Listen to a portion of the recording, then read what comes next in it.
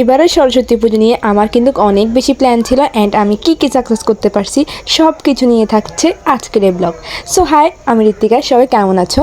আশা করি সবাই অনেক বেশি ভালো আছে অ্যান্ড আমিও কিন্তু অনেক বেশি ভালো আছি। তো আমার কিছু ফ্রেন্ডরা কিন্তু আমাকে বলতেছিল কি রে তুই কোনো সরস্বতী পূজা তোদের সরস্বতী পূজা ব্লগ করিস নাই? তো আমি ওদেরকে বলছি ভাই আমি সব ভিডিও কিন্তু করে রাখছি, কিন্তু আমার যে আলসেমি এগুলোর কারণে আমি কোনো ভিডিও এডিট করতে পারতেছিলাম। দেন আজকে আমি নিজে বলতেছিলাম তুই যদি আজকে ভিডিওগুলো এডিট না করস তোর ফোনে যত ভিডিও আছে না আমি সব কিছু ডিলিট করে দেবো। তো শুরু করা যাক সরস্বতী পূজার দিন সকাল থেকে শেষ পর্যন্ত আমরা কী করছি। ফার্স্টে আমরা ঘুম থেকে উঠি 6:30টার দিকে, আর আমাদের বাড়িতে তো পূজা হয় না। এটা হচ্ছে গিয়ে মনের অনেক অনেক একটা দুঃখ ভাই, এটার কথা বলার লাভ নাই। তো যেহেতু আমাদের বাড়িতে পূজা হয় না আর এবছর আমার পূজা নিয়ে অনেক বেশি প্ল্যান ছিল, দেন আমার নিজের স্বপ্নগুলো তো আমার নিজেকে পূরণ করতে হবে না, তো তার জন্য কিন্তু একটু তো কষ্ট করতে হয়। আমি কিন্তু চাইলে দেরিতে ঘুম থেকে উঠতে পারতাম অ্যান্ড অঞ্জলিও নিতে পারতাম বাড়ির পাশ থেকে, কিন্তু আমার প্ল্যান ছিল যে আমি কলেজে। তো আমার যেমন কথা তেমন কাজ, সকালে ঘুম থেকে উঠছে শীতের মধ্যে স্নান করছি বা যে ঠান্ডা ছিল স্নান টান করে কিন্তু আমি এখন আমার বদির কাছে চলে যাব শাড়ি পরার জন্য। আমি যেহেতু শাড়ি পরতে পারি না তো বদির কাছে চলে যাব। আর দেখো বাইরে এখনো কিন্তু প্রচুর। দেন আমাদের শাড়ি পরা অ্যান্ড ফুল রেডি হওয়া তখন পর্যন্ত বাজতেছিল 8:30, কিন্তু আমাকে কলেজ থেকে বলা হয়েছে যে 10টার ভিতরে কলেজে অঞ্জলি দেওয়া হবে। তার জন্য কিন্তু আমি অনেক তাড়াতাড়ি ঘুম থেকে উঠছি অ্যান্ড সব কিছু খুব তাড়াতাড়ি করছি। অ্যান্ড কলেজে যাই দেখি তেমন কিছুই না, এত তাড়াহুড়া করার কোনো দরকারও ছিল না। পুরোহিত মশাই আসছে প্রায় 11:30টার দিকে, অঞ্জলি দিতে দিতে প্রায় 12টা বেজে গেছে। কিন্তু আমাকে গ্রুপে বলা হয়েছে যে 10টা থেকে 10:30টার মধ্যে কিন্তু অঞ্জলি দিবে, আমরা যেন খুব তাড়াতাড়ি। তো যাই হোক, এমন করে যদি না বলতো আমি কিন্তু কিছুই করতে পারতাম না, ঘুম থেকে উঠতে পারতাম না তাড়াহুড়া করে। ভাগ্যিস এভাবে বলা হয়েছে। তো ফাইনালি আমাদের অঞ্জলি নেওয়া শেষ। অঞ্জলি নিয়ে ভাবছিলাম যে একটু যাই ছবি তুলবো, যাই দেখি যে এখানে তো ব্রাইডের অভাব নাই, এখানে 4-5টা ওই দিন ব্রাইড ছিল, তো ওরা ছবি তুলতেছিল, তো আমরা আর ওদেরকে ডিস্টার্ব করি নাই, আমরা চলে গেছি মাইজের দিকে।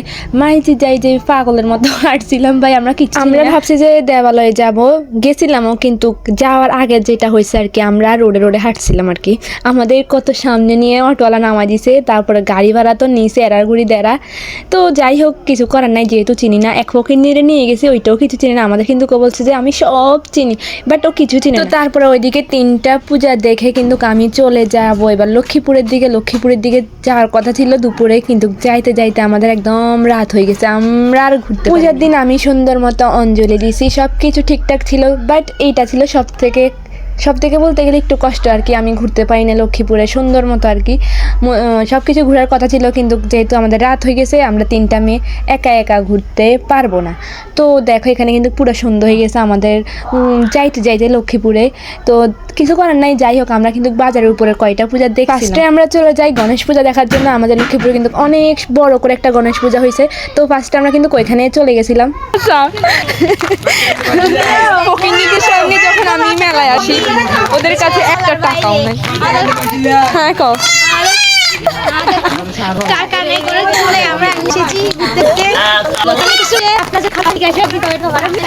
দেখছো আমার সাথে ফকিরনি কি বলতেছে, ওর কাছে নাকি একটা টাকাও নাই, ওকে আমি নিয়ে আসছি, এখন আমিও আমার টাকা দিয়ে ওকে পুরো লক্ষ্মীপুর ঘুরাবো।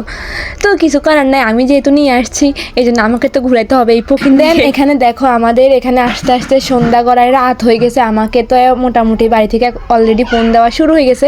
আমি লক্ষ্মীপুরে ফার্স্টে আমি ফোন দিয়ে বলছিলাম যে আমরা এখন মাত্র লক্ষ্মীপুরে আসছি, এখনও লক্ষ্মীপুর ঘুরি নাই, আমি কি লক্ষ্মীপুর যাইতাম নাকি বাড়ি চলে আসতাম। তো আমাকে বলছে যে আচ্ছা ঠিক আছে লক্ষ্মীপুরে যা, একটু তাড়াতাড়ি যেন আমরা চলে যাই, বেশি যেন রাত না হয়।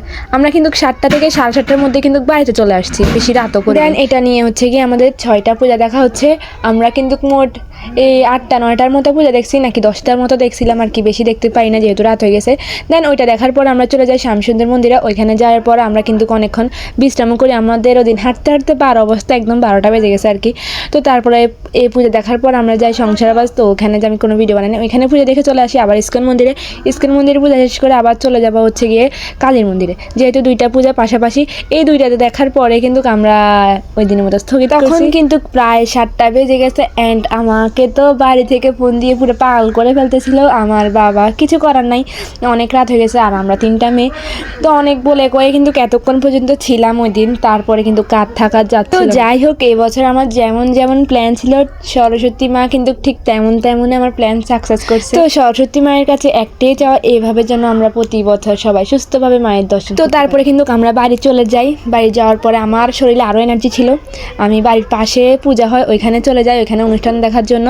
আমার সাথে 2টা পুরো গেছে, ওরা যাইতে পারে নাই। আমার যে পায়ে ব্যথা ছিল, আমি এই পায়ে ব্যথা নিয়ে আমার ভাইয়ের সাথে কিন্তু চলে যাই এই পাড়ার পূজা দেখার জন্য আর কি। এখানে অনেকক্ষণ ছিলাম, এখানে নাচ গান হচ্ছিল, অনেক সুন্দর অনুষ্ঠান। তো এইটাই ছিল আমার সরস্বতী পূজার দিন অ্যান্ড রাত। এবছরের মতো আমি কোনো বছর মজা করি নাই, আগে যখন বাড়িতে পুজো হয়েছে তখন মজা করছি। তো লাস্ট একটাই কথা, আসছে বছর আবার হবে।